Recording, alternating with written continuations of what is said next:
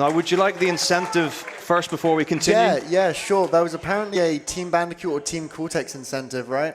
That is what I've got in front of me right now. I am very pleased to announce here live at ESA Marathon, the winning team for this run is, in fact, Team Bandicoot. All right, let's get after it.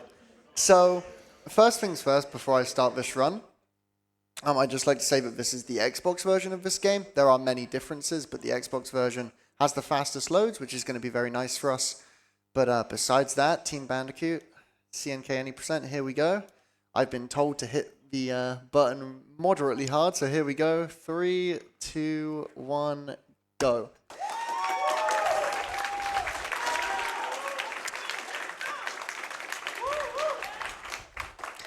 Let's do this. All right, so the first mechanic that you will see in this game is the hop and slide. I'll be calling it a drift. So basically, when I drift, I'm going to be hitting R1 to initiate the drift, and then the L trigger, because this is the Xbox controller, right trigger and left trigger. I'll be hitting the left trigger 3 times, because that's how many boosts you can do in one drift. 1, 2, 3. There you go, as an example. And that is going to be our main way of preserving our speed here. Basically, this whole run is going to be dictated by a thing called reserves. And what reserves are is, the way I've always described it is it's the way you keep your speed that you've rightfully earned by going off like a turbo pad, for example. So I'll explain it more on this lap 2 coming up, because there is a green and black turbo pad that showcases this wonderfully. But basically, I'll go off this green and black turbo pad and it'll give me the strongest speed in the game, and then by mini turboing consistently, I'll be able to maintain that speed for as long as I wish. That's the main idea. If I hit a wall or I don't boost enough, it will run out, and obviously that is not what we want. So there's going to be a lot of drifting, a lot of boosting, and a lot of trying to maintain our speed through reserves. It's basically one big tug of war. Every frame that we're not boosting, it's running out. And every frame that we do boost, it goes up dramatically. And so that is going to be the struggle for the run. That's going to define the run at the very least. Inferno Island is this track. It's a very nice way to kick off things. Not much to the track. It's a very nice starting point. 31, 29, 29 laps in the top left corner is a nice way to start. There we go.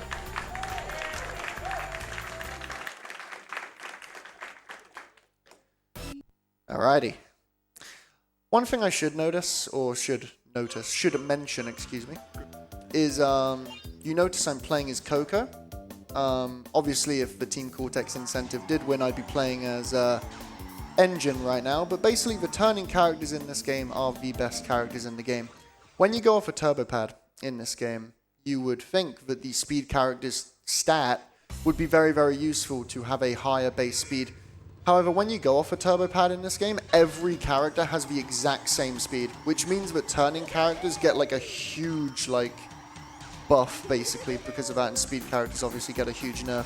Because as soon as I go off this turbo pad here, I am going as fast as any speed character would with a turning character, which is very nice. On top of that, turning stats in this game, as I do a shortcut there, is very, very good, because turning turning with a character that doesn't have fantastic turning is like trying to maneuver a tank. It's ridiculously hard. This turn here, for example, would not be possible with Crunch Bandicoot, for example, the speed character for Team Bandicoot. Or even Crash, for that matter, the balanced character. Little shortcut here, should be nice. There we go. The start of CNK is moderately tame compared to how it's going to get. It's quite a nice, chill introduction to the run. Couple of niche strats, but nothing crazy. Just like taking a tight line here, trying not to hit the wall. The wall hitboxes in this game can be, I guess, sneaky. That's a bomb. Okay. Actually, yeah, I should mention that before mentioning the walls in this game. Basically, I'm going to be lapping the AI, as you can see. And there is a chance that they will item me as I pass them. It would be unfortunate. It doesn't happen too often, as Cortex just body blocks me there. But yeah, all in all, good start. But yeah, hopefully the AI won't troll me too much, we'd like to imagine. Okay, rare example here of a speed character actually being fast. This is the only track in the game where we will deviate from playing as Coco. Just watch the menu here. Alright, switch characters to crunch there. The menus in this game are very, very quick. You almost could have missed that if you weren't paying attention, but we are now crunch. And the main reason for this is because even though I just explained that speed characters basically get nerfed in this game compared to the likes of Crash Team Racing, this game's predecessor, because of turbo pad speed being the same for every character. However, as you can see, this track hasn't had a turbo pad yet and won't until about 28 seconds in the lap 1, which means for the first 28 seconds of this track, I'm saving time by being a speed character. Now I'll be going as the same speed as Coco, but that was a nice like 1.5 second time save by just playing as crunch there. Look out below indeed. Alrighty. This should be like a 45 lap, which is pretty much impossible, nearly. That's pretty much impossible with Coco, because Coco loses about 1.5 seconds on lap 1. But then Coco will save back a little bit of time on this section. But the thing is because even though, like I said, speed characters turn like a tank, the nice thing is this track doesn't really have any tight turns to navigate, as I sadly miss a mini turbo. That happened there because I hit left trigger just too late, and the mini turbo ran out. As you can see by the mini turbo gauge that appears every time I drift, I want to time it so that it's at the fullest, because that gives me not only the fullest amount of speed from it, but also the fullest amount of reserves, which we discussed earlier. Yeah, in the lap 3 now. Again, look out below. This should reach 100 boost actually if I play this well. Like this cycle here, that fire cycle can be tough. But yeah, just carrying the speed here. One thing I should mention, by the way, one of the more intended things from this game, before we get into the really unintended stuff that's going to happen in Hub 2 and 3, is that Wumpa in this game is quite useless in comparison to games like Crash Team Racing or Nitro Fueled or even Mario Kart 8, to use a more well-known instance for coins. The only way to get Wumpa in this game besides Stray Wumpa, which only gives you 1, is to get a crate, but the crates only give you 3. And the crates only giving you 3 is a nice pink cutscene. That happens when you mash through the podium cutscene too hard, and the game just doesn't have time to load, which is phenomenal. Okay, we're going to be switching back to Coco here. And keep an eye out on the menu. Going to hit right on the D-pad. There we go. So we're back to Coco, and we will be playing as Coco for the rest of the run. That was a rare circumstance where Crunch was faster, but yeah. Alright, first boss fight of the run. There is 4 of these, and then the final boss, so 5 in total.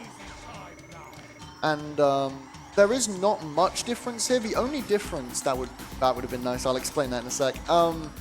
The only difference really in the boss fights is if you're behind them, they will shoot out items to try and hit you infinitely. So getting ahead of the bosses is, you know, very important early on, so that you don't get trolled. But also on top of that, in boss fights, there are boxes that have an X on them, like this one I'm going through right now.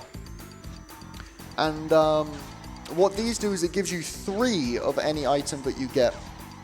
Now I haven't explained this really, because items don't really come up too often in this run. But when they do, they come up in a big way, because basically boost items give you turbo pad speed immediately without having to go off one of these turbo pads here. And that's huge, because if you get that first item, like if you get that in the first box of a race, right, that will mean that, you know, you can access turbo pad fire without going off a turbo pad and be going really fast at the start of lap 1 as opposed to having to wait, which is really big. Sadly, I got 3 of these like electro things, which isn't exactly ideal, but doesn't hinder us in any way. So this is the end of Hub 1. And whilst we load in a Hub 2, now would be probably a good time for some donations, perhaps.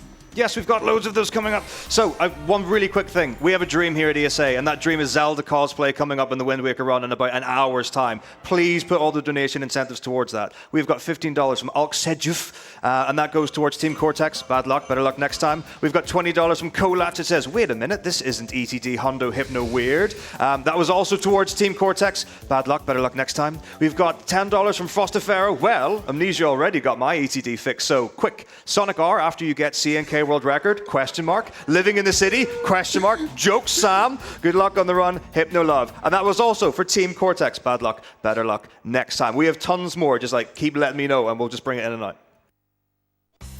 Alrighty, Meteor Gorge next up. So this is the first track of Hub 2. Yeah, the first snow level. There's going to be a couple of these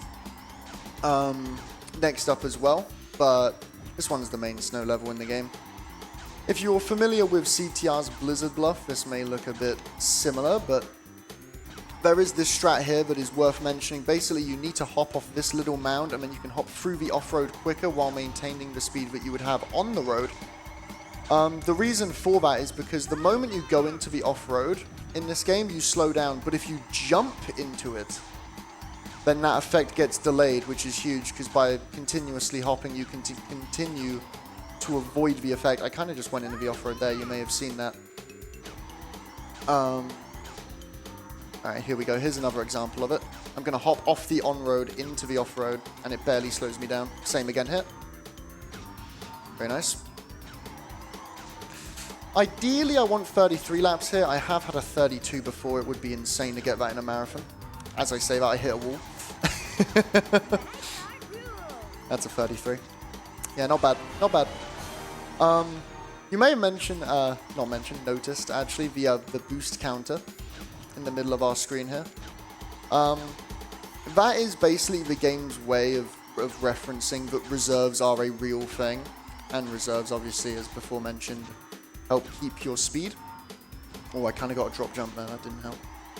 Not sure if I was dropped or just I hit jump while in the air, so I didn't get one when I landed. One of the two. But boost counter isn't exactly like the perfect showcase of reserves, due to the fact that you can actually lose reserves, but the boost counter will stay up for like a short time afterwards. So you can keep like a really long boost chain going in the game's mind without actually doing it, which is pretty interesting. Okay, this is the last track before things get really, really interesting. Barin Ruins is the end of what I call the early game. Couple things to note out for here. Yes, this is another snow level, but there is more ice in this level, as you will see in this section here. It's a little bit more slidey, but with some hops, we can avoid it. That was a really nice line, though. Got 3 mini turbos out of that as well, and then immediately missed one, but that's fine because of the turbo pad there. This exclamation mark block drops like that massive ball that you just saw behind me.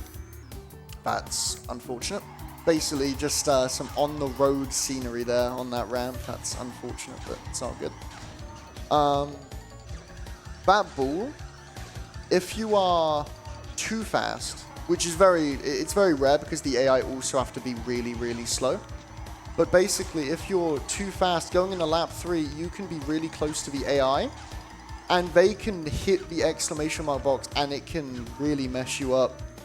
Because you imagine you're going here and you can't see the road, right? And then you jump and the ball's right in front of you. It's pretty brutal, but that shouldn't happen because I kind of messed up lap 1 a little bit. Got a 43 when you can get a 42. That's all good. Again, lap times are in the top left if you haven't already seen it, but yeah. Character's really wanting me to hang on today. Alright, another little shortcut here. Very minimal, but it exists. Again, this is a very, very tame early game compared to that's unfortunate. You know, it's funny that happened because of the lap 1 mistake. That cycle usually wouldn't be in that position. But because I messed up lap 1, that guy was a little bit further ahead than he usually is. That's what caught me. Unfortunate, but it's all good. Listen, if the next track goes well, that's the last thing we'll be worrying about, I promise you.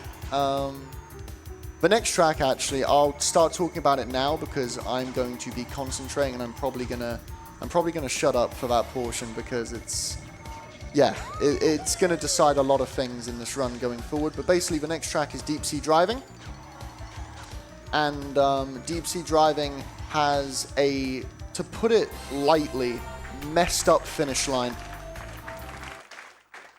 and we are going to try and expose this finish line by practicing our parallel parking technique. And you think I'm joking, but I'm really, really not. This is a crazy skip. It was found about 2 years ago by CD Romatron. Shoutouts to him. And there is no other skip in the game like it. Basically, I'm going to be looking for a perfect line, a perfect acceleration, a perfect reverse speed, and a perfect 0.2 start accelerating. And it counts for lap. So here we go. I'm going to concentrate and see if we can get some laps. Ideally we do. I just want to be just past that black line. And I am currently not. There we go. That's a better attempt, not the perfect line, so we'll readjust. Currently going just a little bit too early here. Not the best start, but hopefully we can save it.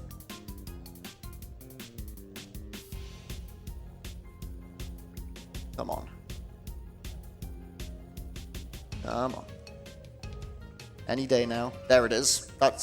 Now we're in first. So now I want to try and replicate that, because now I know I'm on a good line, because I just got a lap. There it is. One more of those, please. One more of those.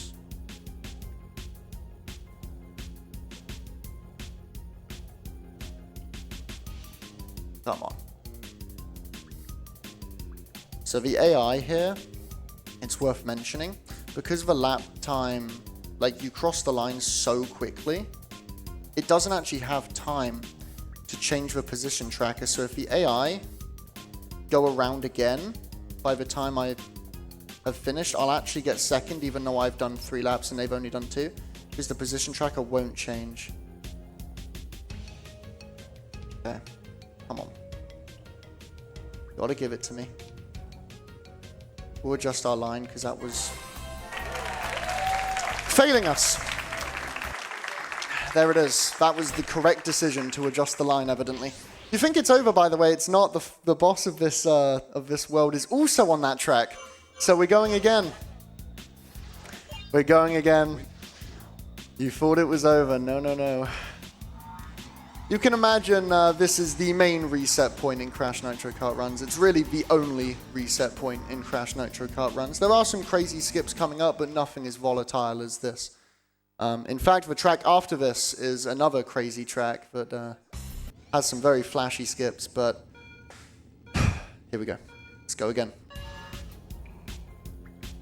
It is possible to get like a 9-second deep sea driving, by the way. I've only ever had a sub 10 once, but wouldn't mind something like that right now.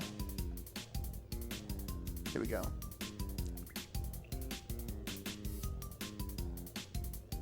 There it is. There it is!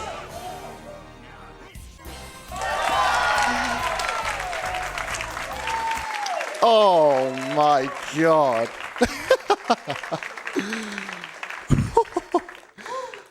That's what I was dreaming of. Alright. Nice. Nice to put that behind me.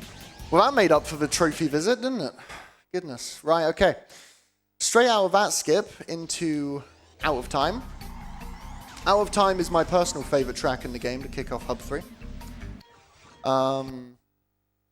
There are a ton of flashy skips here. Ironically, probably the hardest part of this track is the least flashy skip in the level, which is called Clock Jump, which you'll see. Believe it or not, you jump off the clock. Can you believe it? But yeah, so lap 1 is going to look pretty standard.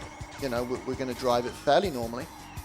But then when you get to this section, we can actually cut the corner at the end of it. This doesn't look flashy, but this is one of the hardest skips in the game because the jump timing is pretty precise.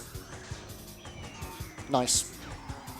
And then the slightly easier skip, but way more flashy, is going to consist of the makers of this game forgetting to put a def plane here, and you're going to jump off, clip the side of a mountain to get the lap count, and then fall like that. And what that's going to do is, even though we fell off near the start line, it's actually going to spawn us all the way to the clock, which is huge because that skips the entire first portion of the track and finishes the lap slightly quicker as well.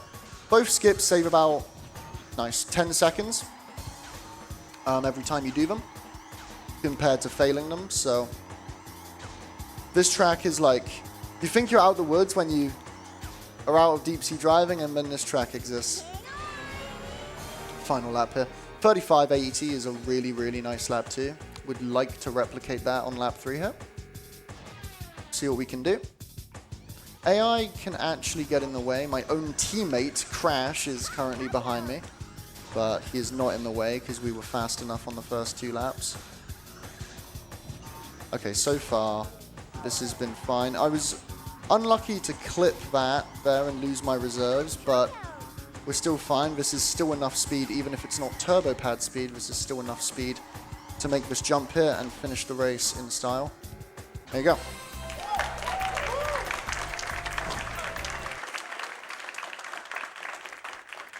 Very nice. 1:54.54 is a nice time there. Optimally, it's around a 1:51 or 2, but like in a marathon run, that is absolutely serviceable. Again, that is not the last we'll see of that track, because the boss of this world takes place on Out of Time as well. So, yeah, we'll be revisiting that. But for now, Clockwork Wumpa is the next level. Clockwork Wumpa is very, very similar to Cortex Castle if you've seen the original CTR. A lot of 90-degree turns here that very much suit Coco over Crash and Crunch on this team. But this is actually one of the rare levels because of that Wumpa crate right there, but we might actually reach 10 Wumpa through. As I was saying before, I think I actually forgot to finish my thought earlier, but the 3 Wumpa per crate is actually... It kind of makes Wumpa useless, because Wumpa in this game, as far as I'm aware at least, only speeds you up if you have 10. Unlike in the original CTR, where every 1 Wumpa helps speed you up, in this game it only helps if you have 10. And of course, because you only get 3 Wumpa per crate and a lot of the crates are out the way, it doesn't really help too much. This is an interesting turn here. That's actually a tech that I haven't explained, so I'll explain it going into the end of lap 2. But basically, it's a thing called drift cancelling, where you start a drift and maybe you do 1 or 2 mini turbos, usually 1, and then you just completely let go of drift, but keep holding the way you were drifting, and you'll keep the momentum of that drift, and you'll just swing around the corner. And it can make some lines like that last one, where if you can see where the finish line is on the mini-map, to the left side of the mini-map, in the bottom right, that last turn is unbelievably tight. And so drift cancelling is very, very nice here. So I can do 1 uphill here and then just let it go. And then, as you can see, I make that turn really nicely. 46.72 is a fine lap too, on top of a 49 SL. Starting lap, that stands for. Yeah, and like I said, 10 Wumpa. A very rare CNK 10 Wumpa, which is nice. Didn't actually mention this section, but the hitboxes on these gears is actually way more forgiving than you'd think. You can jump onto them relatively easily without really cause for alarm. But yeah, that's it for Clockwork Wumpa. Before we go into Thunderstruck, I think we have time for 1 or 2 donations, so take it away, man. We're at 515 out of 1,000 for Zelda cosplay. Donate for it now. We've got $10 from Geary125. Yo, yo, yo. Good luck, good luck, good luck. Dingo, dingo, dingo. May the PS2 copter be with you. And that goes to Dingo Dial for the Fire Emblem character. We've got $50 from Mad Girl with a Box, Samuel, Hypnoshark, Newell the Third. Good luck on DSD. And remember, you can go faster. And that $50 is going towards a Zelda cosplay. Yes. We've got $25 from Dylan Gilroy. Good luck on the run, Hypnoshark. Crash Nitro Kart is my favorite game of all time, and it's great to see it on the big stage. Thank you, all the ESA staff, for all the time and effort spent on organizing this event year after year for an amazing cause. Thank you so much indeed. And finally, we've got $100 from Jamie the Benule. It says, highest quality runners. And you let Hypno on? Come on now. And that's also going to the Zelda cosplay. It's like in 50 minutes time, you've got to donate towards it. Just click on the Zelda whenever you donate. Do it now. Alrighty, Thunderstruck, next track and final track of Hub 3, of course, before the boss. This is probably the longest track so far in the game. In fact, it is. I will be fortunate to sub 1 minute laps here. That's the aim. 59.59 is the optimal configuration for lap 2 and lap 3. We'll see if we can do it. But this is the first track that really shows off anti-gravity, which is this game's main selling point. And Mario Kart 8 ripped it off. I can't believe it. But but basically, as you can see, the rain is actually going upwards if you look to the side, which is a pretty cool feature for a game from 2003, to be honest with you. But yeah, this track is really nice.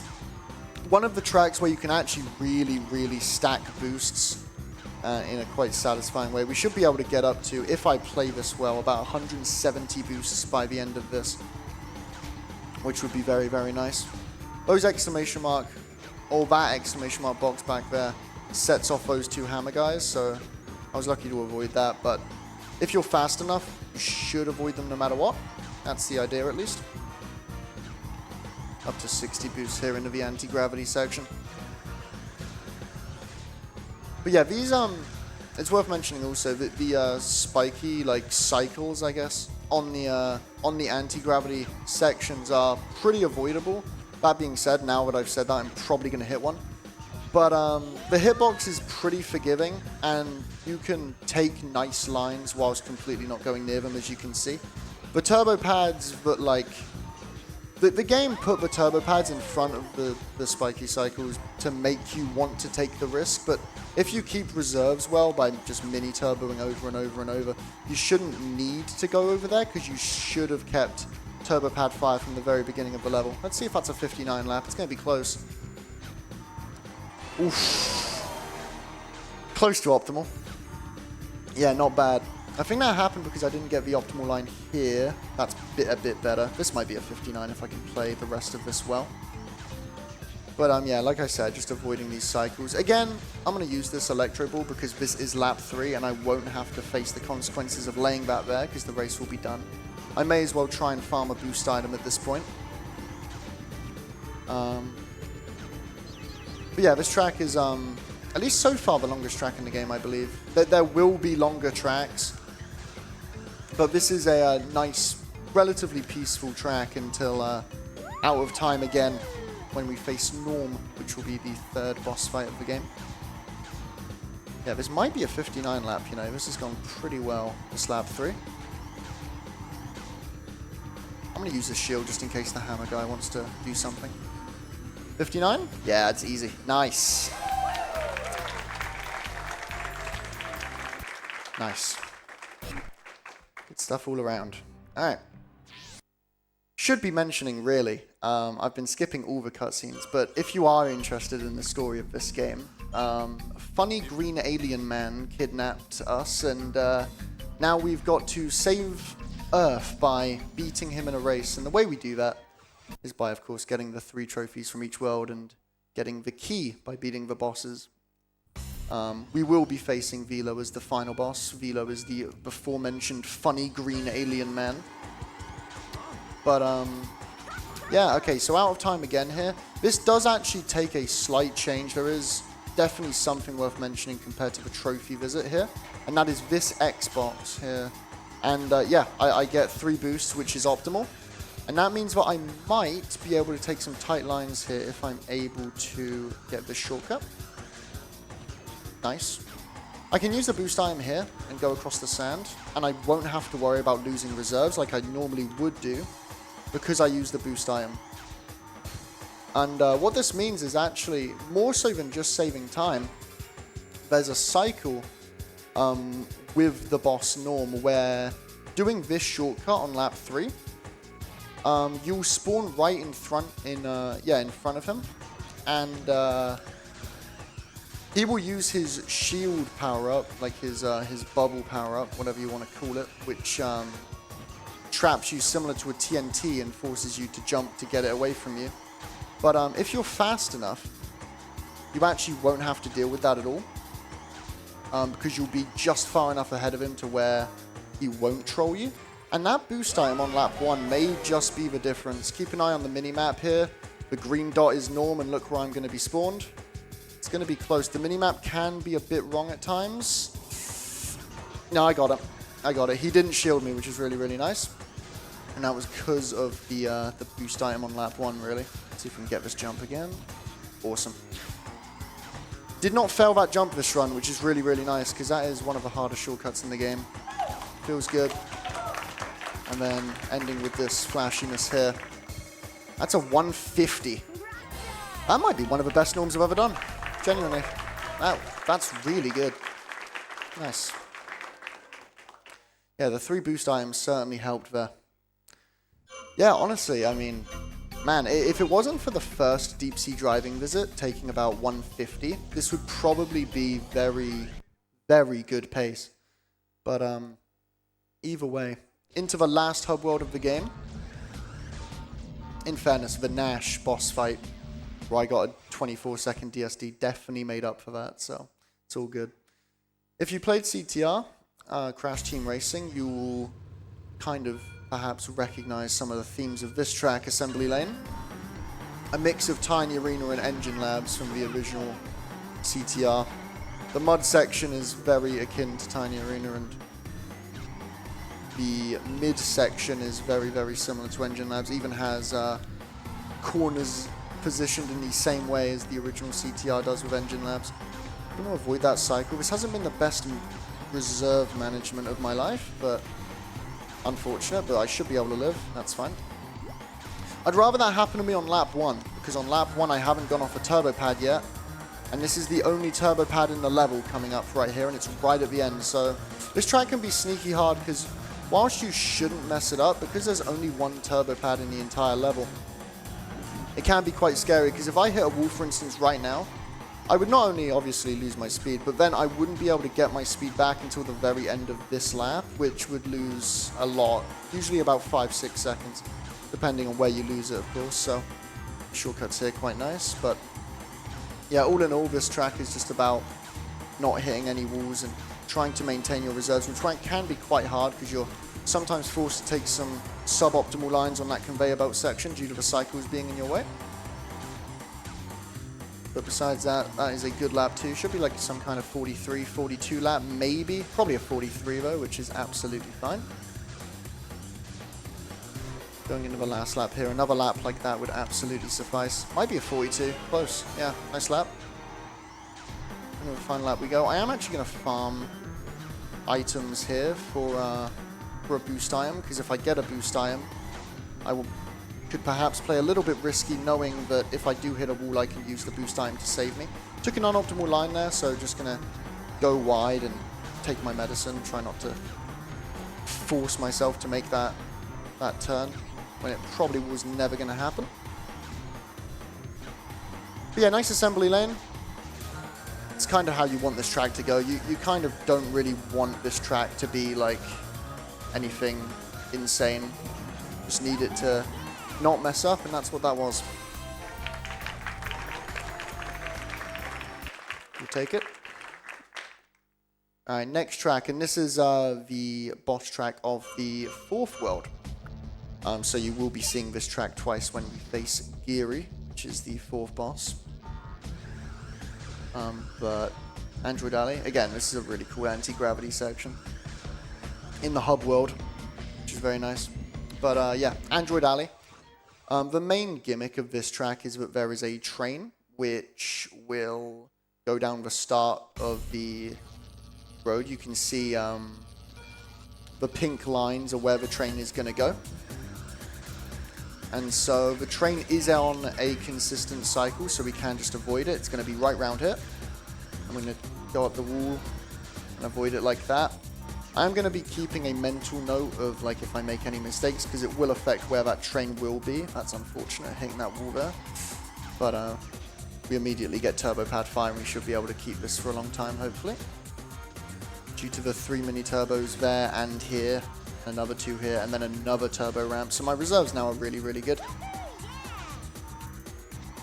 But hopefully we can do that. That's nice. Little shortcut here. This shortcut, like, is it kind of just feels like the intended way to play the level. It's right in your way, and it's only a short hop. It's nothing crazy. Another drift cancel here to make this turn. I can kind of afford to do a drift cancel because of my reserves being so high. Nice, avoided that train and the wall. That's very nice. But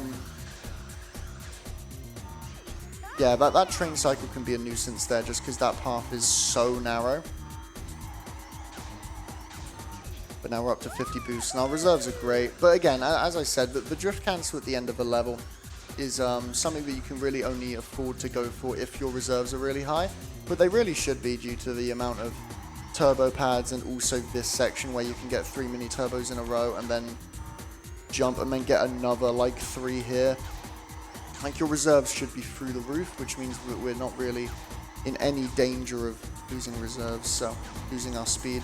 So we can afford to do a little drift cancel here to take this turn tight, like that. We can afford a little bit of time not boosting, just because of how many times we've boosted before. That was a nice line. Because we've played this pretty well, the train cycle is going to be beaten. There is a train right there, but we are going to beat it quite convincingly, which is nice. And yeah, as we end this this race, I could be down for some more donations, if you will. Zelda check was that. $555 out of $1,000. Keep putting towards it. We've got $5 from Freeze Champ. Yo, Mr. Sam Shark, what's good in the hood? It's your editor here, Freeze Champ. Please make something out of this because I need work. Jokes aside, I'm so proud of you. Hope CNK treats you well. Looking at you, DSD. Hope to meet everyone next year. Big, big love to you all, and especially you, Sam. We've got $35 from Never Around. Hey, Hypnoshark. Hope Parallel Park Simulator goes well for you today. And the words of a wise bandicoot, I don't know what this reference is, but I'm going to go na na na na na na. That's probably the wrong franchise. But anyway, $50 from AJ Ellis. Mr. Shark stealing my money again. Typical. But it's for such a good cause, and I couldn't be prouder to support at this amazing event. Good thing Coco can't kill your run here. Hey, Hypno. Much love. And that is going to naming Coco for Final Fantasy III's character, which is the run coming up tomorrow. We've got $10 from Fat Cat 67. Good luck, Hypno. Hope everyone is enjoying ESA and Hypno. Make the Dingo Clan proud. We've got $5 from Julia Bandicoot. Do that jungle. Boogie Woogie. Good luck, have fun. Hypno X Bandicoot power. $25 from Glenn O'Brien. This run is almost as good as mine. $5 from Fusion Synth. Good luck, Hypno. Also, Cut Engine, your chat. And last one, $20 from Silver 47. Dude, I love Hypnoshark. We've got tons more, so like, please keep giving me chances. Alrighty. That was a lot, man. That was a lot. Alright. Oh, wow. A boost item right at the start of Electron Avenue. That is lovely. Okay, that kind of frees me up to take some riskier strats here. Because knowing that if I do mess up, it is absolutely fine. I have this boost item in reserve at the top of the screen. But yeah, Electron Avenue. There is a cool skip coming up here. It's called Rail Bounce. I'm going to avoid the anti-gravity section, bounce on the rail, and actually get the above anti-gravity section to recognize me first, rather than the track below me, which will skip about 3 seconds. Here we go. Hopefully I keep reserves while doing it. Very nice. Just like that. Basically, it skips that little section there and saves like roughly 2.5, 3 seconds. There are 3 ways to go about that, either failing it completely, making it like that, where you keep your speed and get back up to top speed really fast, or, which is unfortunate if it happens, but sometimes you can bounce off the rail and you can lose your speed, like you lose your reserves, which you'll be able to tell because the boost counter will just completely vanish when I bounce off the rail, which would be unfortunate if it happened, but luckily, like I said, I have the boost item, so if that does happen, I kind of have a backup, which is really, really nice. This is the second longest track in the game. The longest track in the game will be the final boss, which is a track that you have not seen yet. At this point, you've seen every track in the game except the final boss track, but that track has its own cool strats and skips, which we'll get to when we get to them. But yeah, for now, Rail Bounce number 2. Let's see if we can get it.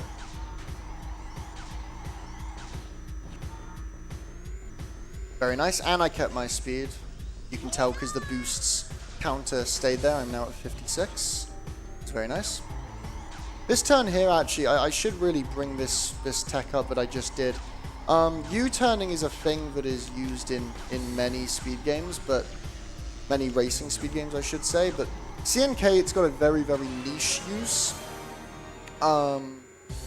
really only used for like that turn and maybe a few others, but mainly that one. Basically, by U-turning, I'm hitting brake, which is a surefire way to lose all my speed and reserves. But because the turn is so tight, it's actually worth it. That, and there's a turbo pad like 5 seconds after that movement.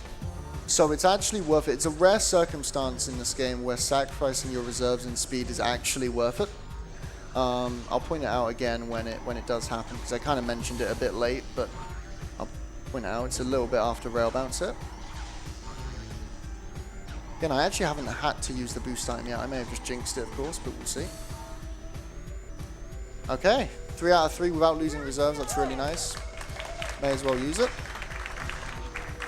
And again, here's the U-turn I was referencing. I'm going to U-turn and jump twice. That turn is just unbelievably tight, and there's no real reason to try and keep your reserves, especially as there's this turbo pad ramp right here to get you back up to speed. That's a nice 109, 107, 108. That's nice. All right, final 2 tracks in the run at this point. We've beaten everything except the penultimate boss and the final boss. Penultimate boss fight is Geary. It will be on Android Alley, not the last track you saw, but the one before. Geary can be a nuisance. He's probably the boss who can be the biggest nuisance besides the final boss, due to him actually getting a really, really good start, which means that you can be behind him, which in turn means that he can hit you with his item, which all bosses use. Usually you're ahead of a boss after the first little bit. Unfortunate start boost there, but hopefully we can get 3 boosts from this Xbox. Yeah. Okay, 3 missiles. I mean, might be able to do some damage to him. Avoid that. Oh, unlucky. That was close. Like I said, Geary can be a nuisance at the start, just because of his item. That, and I missed the star boost, which was entirely my fault, but star boosts in this game are actually relatively hard. The timing isn't as easy as it may seem. Gonna avoid that, yeah. And surely overtake him on the inside here. Yeah, nice. Okay. Give me 3 boosts. Love that. So, yeah, now that I have 3 boosts, I can definitely go for like the drift cancel strats on that last turn, which we discussed earlier, because having 3 boosts in tow is really, really nice. That's pretty much going to guarantee that the rest of this Geary goes well, because even if I make a mistake, as long as that mistake isn't falling off, I should be fine, because I can just get right back up to speed if I like hit a wall, for instance. Yeah, 59 lap 1 isn't exactly what we want to see, but that's okay. Hopefully we can get a 54 or maybe even a 53 with these boost items and be fine. I'm going to use one here, just so I can take a better line and not have to worry about drifting. Again, ideally I shouldn't mess up twice, but in case I do have 2 boost items for it. Around this turn here. Again, these turns, like, pretty much the optimal way to go about them is doing 3 mini turbos, like this, like 1, 2, 3, and that basically guarantees that I'm going to have good reserves. But yeah, for one final time, I think I can pass it over some more donations for one last time. We've got $10 from Mr. GGG's for the king of deep sea driving, Hypnoshark. You're awesome, mate. Good to see you at ESA doing what you love. We've got $25 from Iron. Hello, all of Hypno's community who decided to meet Mr. Streamer in person. Hope you're all having a marvelous time. Remember, you know you've got to survive and you've got to keep the dream alive, Sam. Lots of love. And that $25 went towards the Zelda cosplay. We've got $10 from Derek Lander. Yo, yo, yo. Glad to see my many familiar PlayStation speedrunners in the background. Didn't make it this year, but hopefully all of you guys are having an incredible week at ESA. Also, Hypnoshark, please show off the merch, my guy. It slaps. $15 from Vivi's Undergarments. Oh, ho, ho. Who wouldn't want to see a Zelda cosplay on a Saturday night? I guess. Shout out to that one guy, Matako, for keeping an excellent ambassador for Irish speedrunning. Keep up the great work, lads. That's also going towards the Zelda cosplay. We got $25 from DJC Senior, Daily Dingo Tax, sure thing. And we've got $5 from Empty Null. Tiny is the superior driver, Hypno. You know it's true. And those $5 are going towards the upgrade to the whip only for Castlevania. We've still got time to get this Zelda cosplay. Just look at it, like go into the donation thing and like, click on the link. It's horrifying. It's going to make your night, I promise you. Alright, not the greatest Geary there, but it's all good. That is a very, very small blemish on an otherwise very, very good run. One final track then. This track is called Hyper Spaceway. It's the final boss's track, Emperor Velo. And this is easily the longest track in the game, but also has its fair share of skips. Without the skips, this track is literally like 1 minute 40 per lap, which is just insane. But luckily, the skips can lower it to sub 120 laps if we play well. So here we go. Time will be when I cross the line on lap 3 here, so this truly is it. But first thing to note, if I do get a good start boost, I'm actually going to hop a couple times and let him overtake me. The reason for that is because of this shortcut here. I can fall off and it puts me further up the track, which is really nice. But on top of that, if I start ahead of him, Velo immediately missiles you. It literally punishes you for getting a good start. So you just let him overtake you and then immediately overtake him back with that unintended shortcut there. That's the only unintended shortcut that we'll be doing in this level. There is this intended shortcut right here where you jump all the way to here and then you're able to skip that cornering section to the left by going off this ramp. That's the main way that the game designers expected you to beat Velo, by utilizing that shortcut, because if you don't utilize that shortcut, Velo is incredibly tough. But luckily the unintended shortcut and that combined to make it pretty reasonable, because again, a lot of the boss's difficulty in this game comes from being behind them. And so if you can get immediately ahead, it's kind of like any other race in many ways, because they can't really do damage to you when you're ahead of them. Should be like some kind of 120 lap one, which is absolutely fine. Going to do the unintended shortcut again here, just fall off to the left instead of going through the portal. Spawns me up top. One thing I didn't mention actually, I was unfortunate not to get 3 boost items at the end of lap 1 from the X crate, because there is a 50% chance of getting 3 boosts and a 50% chance of getting 3 bombs. And I have never seen this ever again, but once I got 3 missiles, and I have no idea how, I have never seen it again. But yeah, aiming for 3 boosts obviously, because when I respawn from the unintended shortcut at the start of a lap, obviously I'm not going to have reserves because I've just died and respawned. So I can use the boost time to instantly get back up to top speed, which is really nice. But I didn't have that on lap 1 because I got the bad 50% chance and got bombs instead, which isn't ideal. I'm talking about this X crate here. Let's see what we get this time. That's better. 3 boosts. There we go. So now I can save at least one of them. And you'll see when I respawn from the unintended shortcut on lap 3. This is it's going to be quite fast. 118, final lap of the run. Yeah, one last unintended shortcut. Boost item right here. And back up to top speed. Just in time to hit this turbo pad. This last boost item I can kind of do with whatever I please. I'm going to try and catch this turbo pad without hitting the fire. That's very nice. Those fire cycles there, they are consistent. So I know where they're going to be. I'm going to use the boost time here because I didn't get a drift there, which was unfortunate. But that's all good. Alright, one last intended shortcut, final shortcut of the run. Should be fine. Very nice. Ideally, this is going to be some kind of 118, maybe even a 117 if I'm able to get... if I'm able to get boost items from the last crate here. We'll see. Alright, here we go. One last time. Velo has been known to shoot bombs back here. It has hit me before. Nice. 3 boosts. That takes the pressure off. Okay, time is coming up. We're in the last 10 seconds. Here we go. Just got to avoid these electroshocks here, and we've done it. Here we go. Thank you for watching. Time. There we go.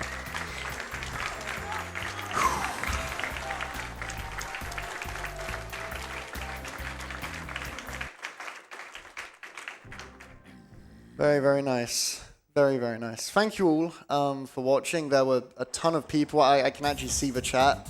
There are a ton of people here that I know of and that I don't know of. Thank you all. Yeah, thank you guys for having me. This was truly an awesome experience. I would be remiss to not say shout outs to, again, CD Romatron for finding Deep Sea Driving Skip, the skip that completely flipped this game on its head. And I guess I'll shamelessly plug myself. I stream every day on twitch.tv/Hypnoshark. If you want to see more CNK and CTR and stuff of that nature, do feel free to drop me a follow. But yeah, besides that, thank you so much for having me. This was an awesome experience. Cheers. Thank you. Absolutely outstanding. I'm sure we all agree. I know you loved it in chat. I know I loved it. Did we love it?